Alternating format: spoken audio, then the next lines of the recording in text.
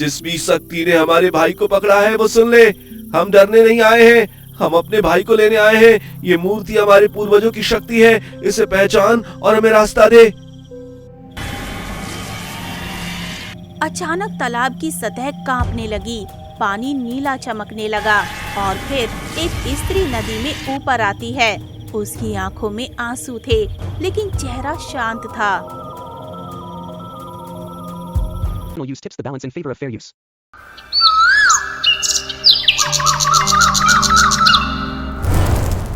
शिवपुर एक शांत और छोटा सा गांव था, जहां लोग खेती बाड़ी से गुजारा करते थे। लेकिन गांव से थोड़ी दूर एक पुराना तालाब था, जिसे लोग जादुई तालाब कहते थे। कोई वहां जाता नहीं था। कहते हैं रात में वहां से आवाजें आती हैं। एक दिन राजू अपनी दादी के पास बैठा था। दादी, ये जादुई तालाब का क्या चक्कर है? सब लोग डरते क्यों हैं? बेटा, वो तालाब पहले बहुत सुंदर था, लेकिन 50 साल पहले वहाँ कुछ ऐसा हुआ कि सब बदल गया। अगर रात को कोई वहाँ जाता तो फिर कभी लौट कर नहीं आता। वहां कोई भूत रहता है जिस वजह से लोग इतने डरते हैं? पता नहीं बेटा, कहते हैं वो तालाब अपनी गहराई में कोई राज छुपाए बैठा है, लेकिन आज तक इसके पीछे का रहस्य कोई जान नहीं पाया। राजू के मन में एक जिज्ञासा जाग गई। वो जानना चाहता था कि उस तालाब में क्या है। तभी गांव में एक नया हादसा हो गया। अगले ही पल एक चीख सुनाई दी। चिंटू कहाँ है? किसी ने देखा मेरे चिंटू को?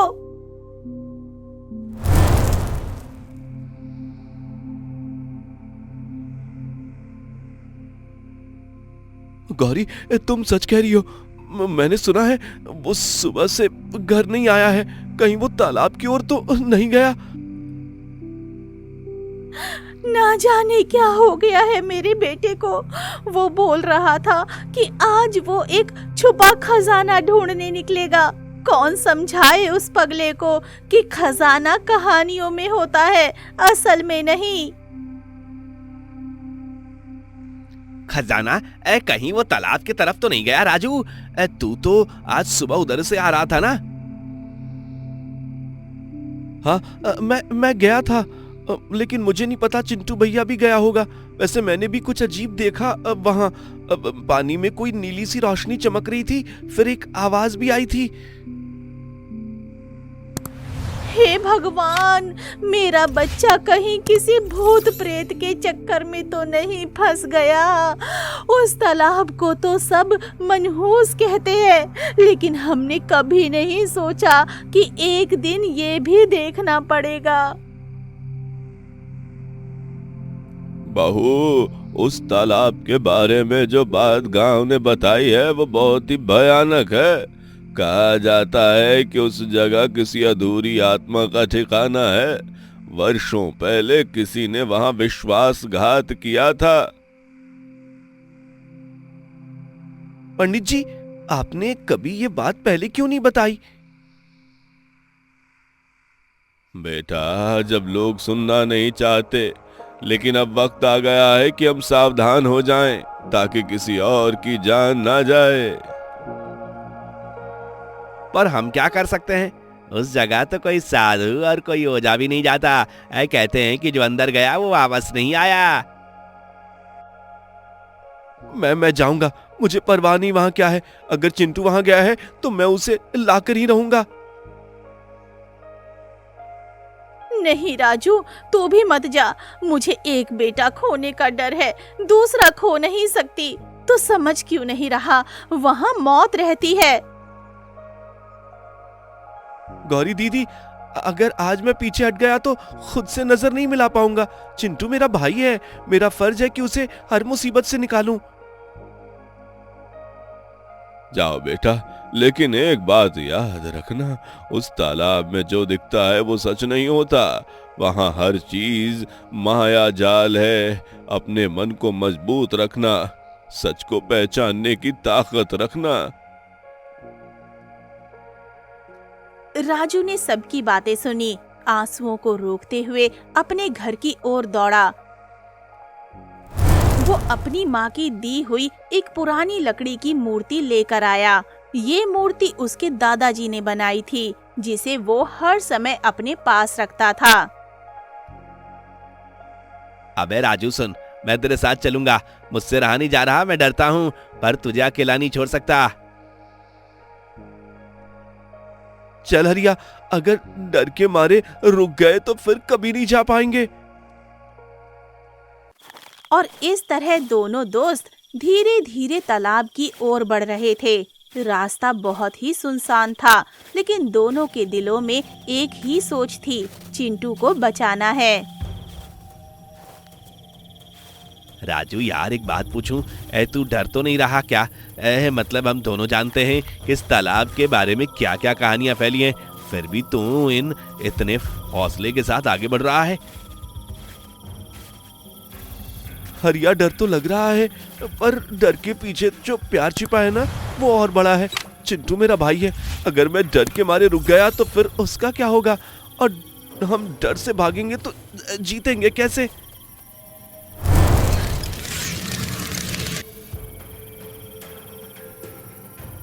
सच कह रहा है तू भाई। ये तालाब, ये जगह कुछ तो छुपा रही है। जब मैं छोटा था, मेरी नानी कहती थी कि इस तालाब में एक नीली छाया रहती है जो लोगों को आवाज देती है, उनका नाम पुकारती है और फिर उन्हें हमेशा के लिए अपने पास रख लेती है। नीली छाया? हरिया, मैंने उस दिन सच में नीली रोशनी देखी थी और एक हल्की सी आवाज आई थी, जैसे कोई मुझे बुला रहा हो। देख देख राजू, वहां पानी के पास कोई परछाई हिल रही है, तूने देखा? दोनों डर गए। तालाब की सतह पर सच में हल्की सी नीली रोशनी चमक रही थी और उस रोशनी के बीच एक छाया सी दिख रही थी। शायद कोई बैठकर उन्हें देख रहा था। हरिया, चल थोड़ा और पास चलते हैं, लेकिन ध्यान से, कोई भी आवाज मत करना। जैसे ही दोनों कुछ कदम और बढ़े, एक आवाज आई। भैया, भैया आप आ गए। चिंटू, तू कहाँ है? बोल, आवाज कर, मैं यहाँ हूँ। भैया, मैं इस पानी के नीचे हूँ, लेकिन मुझे कुछ पकड़कर नीचे खींच रहा है। कोई जो है, जो चाहता है मैं उसका बेटा हूँ, वो कहता है मुझे छोड़ना नहीं चाहती है। राजू, ये कोई आम बात नहीं है, ये तो सीधा किसी आत्मा या शक्तिशाली चीज का काम लग रहा है। चल भाग चलते हैं, किसी ओझा को लाते हैं। नहीं यार, नहीं हरिया, अगर आज हम पीछे हटे तो कल कोई और बच्चा इस जाल में फंसेगा। मुझे मेरे भाई को बचाना है, अभी इसी वक्त। राजू ने अपनी जेब से वो लकड़ी की पुरानी मूर्ति निकाली जो उसके दादा ने उसे दी थी, और वो सीधा तालाब की ओर बढ़ा। उसके पैर कांप रहे थे। राजू रुकना, तू अकेला मत जा। मुझे नहीं पता हम क्या कर रहे हैं, लेकिन मैं तुझे अकेला नहीं मरने दूंगा। और अगले ही पल दोनों तालाब के किनारे खड़े होकर जोर से बोले। जिस भी शक्ति ने हमारे भाई को पकड़ा है वो सुन ले, हम डरने नहीं आए हैं, हम अपने भाई को लेने आए हैं। ये मूर्ति हमारे पूर्वजों की शक्ति है, इसे पहचान और हमें रास्ता दे। अचानक तालाब की सतह कांपने लगी, पानी नीला चमकने लगा और फिर एक स्त्री नदी में ऊपर आती है। उसकी आंखों में आंसू थे, लेकिन चेहरा शांत था। क्यों आए हो? क्या जानने आए हो मेरी कहानी? मैं भी कभी माँ थी और मेरी संतान को इस गांव वालों ने झूठे आरोप में मार दिया था। अगर आप सच में माँ हैं तो आप समझ सकती हैं कि एक माँ का बच्चे से अलग हो जाना कितना दुखदाई होता है। कैसा लगता है? मेरी माँ भी आपके जैसी ही है। आप मेरे भाई को लौटा दीजिए। तुम्हारे शब्दों में झूठ नहीं है, तुम्हारी आंखों में डर नहीं, प्रेम है। अच्छा, मैं इसे जाने देती हूँ, लेकिन वादा करो मेरी असली कहानी सबको सुनाओगे, ताकि कोई और मेरे जैसे अकेले मरने को मजबूर ना हो। मैं वादा करता हूँ। जैसे ही राजू ने वादा किया, तालाब की नीली रोशनी धीमी होने लगी, पानी शांत हो गया और फिर पानी से चिंटू बाहर आ गया।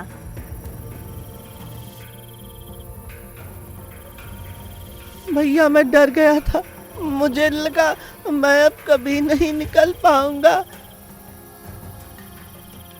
कुछ नहीं होगा मेरे भाई, तू बिल्कुल सुरक्षित है। चिंटू को बचाकर राजू और हरिया जब गांव लौटे तो रात लगभग पूरी हो चुकी थी, लेकिन राजू की आंखों में नींद नहीं थी। उसकी सोच सिर्फ एक बात पर अटक गई थी, वो आत्मा कौन थी, उसके बेटे के साथ क्या हुआ था।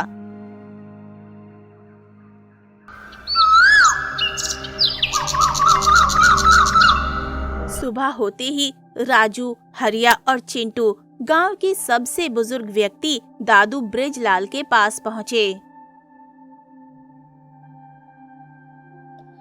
राजू बेटा, तूने जो बीती रात किया वो कोई छोटा काम नहीं था। वो आत्मा कोई और नहीं, रामू की बेटी थी। उसका नाम रमिया था और उसकी कहानी बेहद दुखद है। दादू, आप पूरी बात बताइए। उसने कहा था गांव वालों ने उसके बेटे को मार दिया था, क्या वो सच है? हाँ बेटा, बहुत पहले की बात है। तब ये गांव बहुत ही पिछड़ा था। रमिया एक साधारण किसान की बेटी थी, लेकिन उसकी एक खासियत थी, उसके हाथों में जड़ी बूटियों की ताकत थी। मतलब वो वैदनी थी? हाँ, पर उसके पास एक पुरानी किताब थी जिसमें कुछ ऐसे मंत्र और ज्ञान थे जो पीढ़ियों से चले आ रहे थे। पर फिर गांव में एक बीमारी फैल गई और लोग डर गए। किसी ने अफवाह फैला दी कि रमिया ही जादू टोना करती है और उन्होंने उसे मार दिया गया। हाँ बेटा, गांव वालों ने उसके घर में आग लगा दी और सबसे बुरा तब हुआ जब उसका छोटा बेटा अंदर ही जल गया। भैया, क्या आप उस आत्मा ने मुझे इसलिए पकड़ा था कि मैं भी बच्चा था? हाँ चिंटू, तुझे अपने बेटे की तरह मान बैठी थी। उसका दिल अब भी एक माँ का ही था। वो बदला नहीं चाहती थी, बस प्यार चाहती थी। एक माँ की तड़प उसे इस तालाब में बांध कर रखे हुए थी। राजू ने गांव वालों को इकट्ठा किया। अब वो रमिया की सच्चाई सबको बताना चाहता था। गांव वालों, आज मैं आप सबके सामने एक बात रखता हूँ। जिस तालाब को हम मनहूस कहते हैं, उसकी हकीकत कुछ और है। वहाँ कोई भूत नहीं, एक माँ है जो अपने बच्चे को खो चुकी है हमारी वजह से। पर हमने तो सुना था कि वो बच्चों को खा जाती है। नहीं, अगर वो खा जाती तो चिंटू आज हमारे साथ ना होता। वो बस अपने बेटे जैसा प्यार देना चाहती है। हमने उसकी बात कभी नहीं सुनी। आज हमें उसकी आत्मा को सुकून देने के लिए उसका श्राद्ध करना होगा। गांव वालों ने मिलकर तालाब के किनारे एक छोटा मंदिर बनवाया। उसमें रमिया की याद में दीप जलाए गए, फूल चढ़ाए गए और पहली बार उस आत्मा को पूरे गांव ने माँ कहकर बुलाया। अरे रमिया माँ, हमने जो किया उसके लिए क्षमा चाहते हैं। अब आप अपनी संतान की तरह सबको आशीर्वाद दीजिए और मुक्त हो जाइए। आसमान में एक हल्की नीली रोशनी फैली और फिर धीरे धीरे वो हवा में गायब हो गई। एक शांति सी छा गई। राजू, तूने ना केवल चिंटू को बचाया बल्कि एक अधूरी आत्मा को शांति भी दी।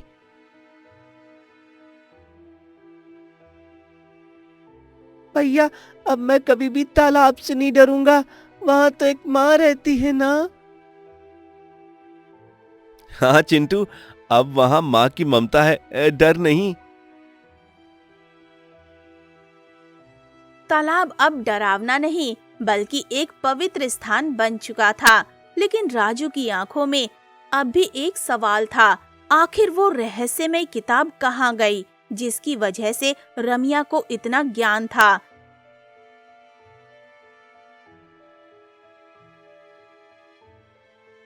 एक दिन सुबह सुबह राजू, हरिया और चिंटू फिर से दादू ब्रिजलाल के पास पहुंचे।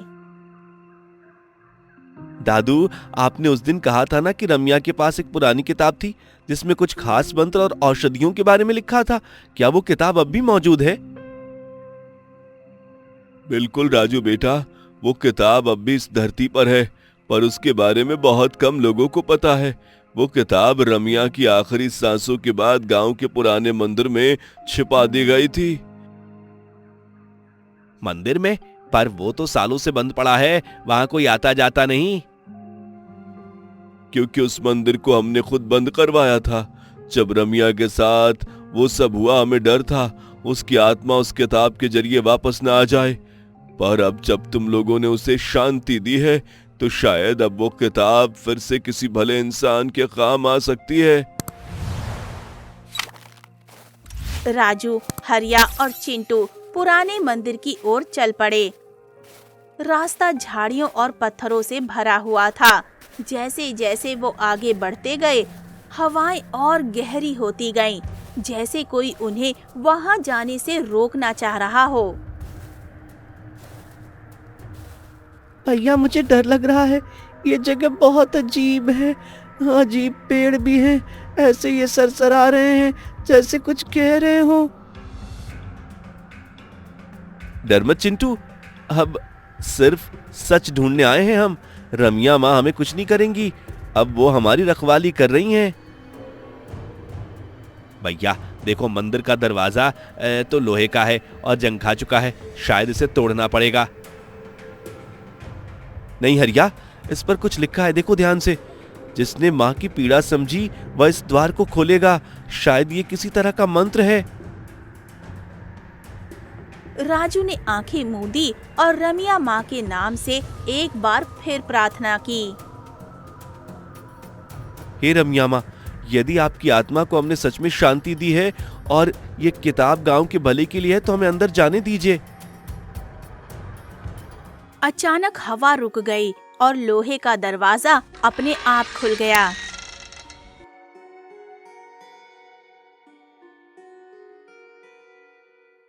भैया देखो, वहां कोने में एक लकड़ी का पुराना संदूक है, उस पर कुछ लिखा हुआ है। जिन हाथों में सच्चाई है वही इसे खोल सकता है। तो चल देखते हैं।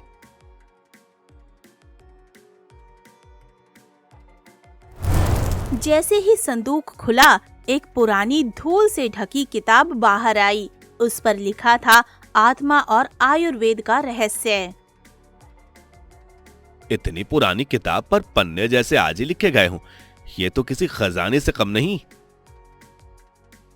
इसमें तो औषधियों की विधियां और मंत्र और एक अध्याय ऐसा भी है जिसमें आत्माओं से संवाद की विधियां दी गई हैं।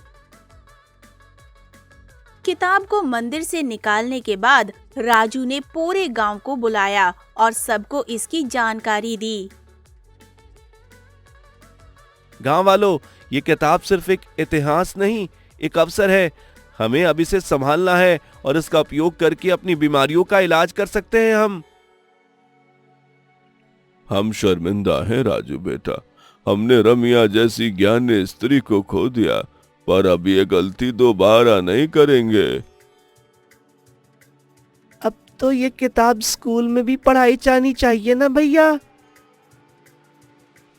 बिल्कुल, और राजू इसका पहला शिक्षक होगा। गांव अब बदल चुका था। तालाब अब बच्चों की हंसी से गूंजता था। मंदिर खुला था और उसमें ज्ञान की पूजा होती थी। रमिया माँ, आपने जो दिया वो सिर्फ एक किताब नहीं बल्कि हमारी सोच को बदलने का तरीका है। जब से राजू, हरिया और चिंटू ने रमिया माँ की किताब गांव को सौंप दी थी, सब कुछ पहले से बेहतर हो गया था। लोग एक दूसरे की मदद करने लगे थे और पुराने मंदिर को अब ज्ञान का मंदिर कहा जाने लगा था। एक रात जब सब सो रहे थे, राजू के घर के बाहर किसी ने दस्तक दी।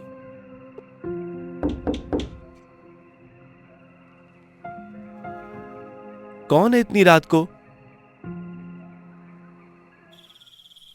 राजू, मैं देर से आया हूँ। मुझे खबर मिली है कि तुम्हारे पास रमिया देवी की वो पुरानी किताब है। आपको कैसे पता? किताब तो गांव में रखी गई है। अब वो सबकी है, आप कौन है?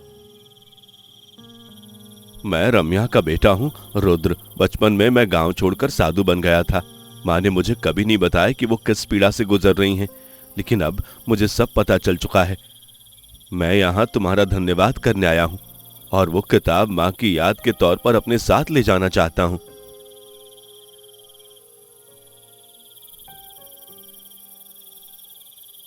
सुबह हुई। रुद्र की बात सुनकर गांव के सारे लोग इकट्ठा हुए। सबकी आंखों में सवाल थे। बेटा रुद्र, हमें खुशी है तुम लौट आए, पर वो किताब अब हमारी धरोहर है। तुम उसे कैसे ले जा सकते हो? काका, मेरी माँ ने इस गांव के लिए जान दी।